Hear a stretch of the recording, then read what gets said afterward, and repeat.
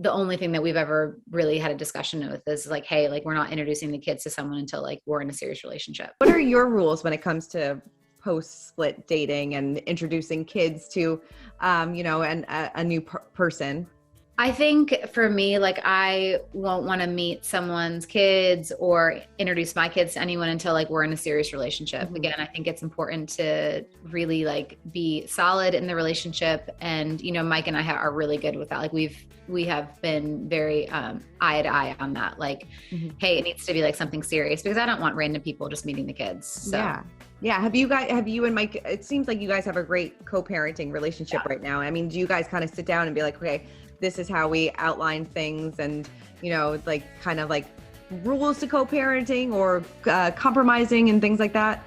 No, I mean, like he's a great dad. He knows I'm a good mom. So, I mean, the only thing that we've ever really had a discussion with is like, hey, like we're not introducing the kids to someone until like we're in a serious relationship. Yeah.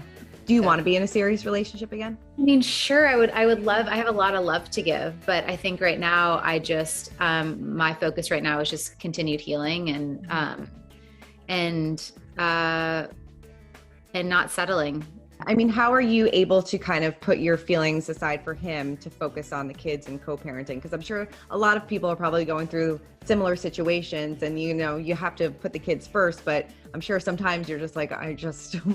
Oh no, it's very hard. But also, I mean, like I have no problem saying like the other day, I didn't do it perfectly. I was upset and I was like, oh, I didn't want this. I didn't ask for this. And my kid's crying for him. And I called and, let him obviously FaceTime, but I also was just like, this is just so not fair, and then I have to own it and be like, I'm sorry. Like it's a hard situation. And I don't, I never wanted to be in this situation, but I'm sorry. And so I think it's important to know that like we're better off and to own when frustrations do come up. But, it is hard, but the kids deserve us to be happy around each other and because that's what they deserve. So I just kind of bite my lip a lot.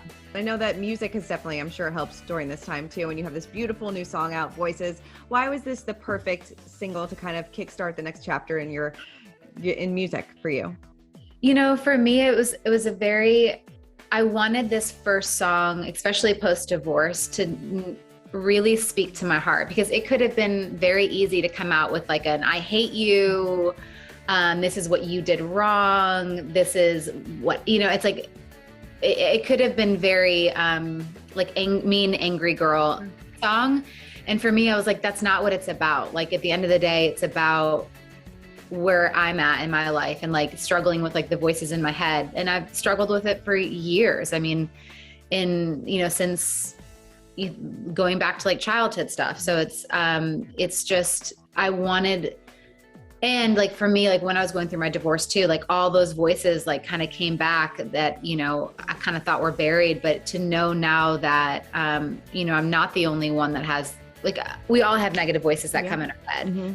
So to be able to help other people and to show like, look, you're not alone at all, but like, let's try and like, be strong and remember that like whether, there's people that are cancer survivors, abuse victims, people that just like have bad days or don't feel like worthy and loved and like, or they're alone or they have felt that way. It's just been really cool to hear and see people's stories that are coming out about, just the struggles that they deal with and the negative voices in your head. So I just wanted something like empowering and uplifting because this song was the saving grace for me.